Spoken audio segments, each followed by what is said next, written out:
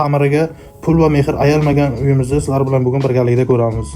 Ushbu uyimiz Chilonzor tumani 11-kvartalda joylashgan, 2 xona, 3 xonaga o'zgartirilgan luxury remontli uyimizni birgalikda ko'rib chiqamiz. Ko'rib turganlaringiz uyimiz zal qismi.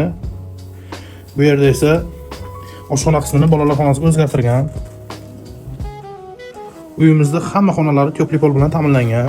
Ko'rib turganlaringdek, uyimiz 4 qavatli binoni 3-qavatda joylashgan. Bu yerda esa balkon qismini oshxonaga o'zgartirilgan. Balkonimiz 1,5-3 bo'lgan.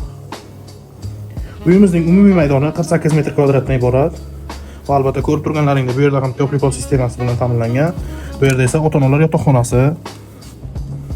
Ko'rib turganlaringdek, uyimizda did va sifat uyg'unligida barcha jihozlar tanlangan. Ko'rib turganlaringdek. Bu yerda to'pli pol Главный eshikdan kirib kelish va albatta o'zini razdeniy sanuzelari bilan birgalikda. Bu yerda vishilka, stroyniy shkafchalar va albatta razdeniy hojatxonasi.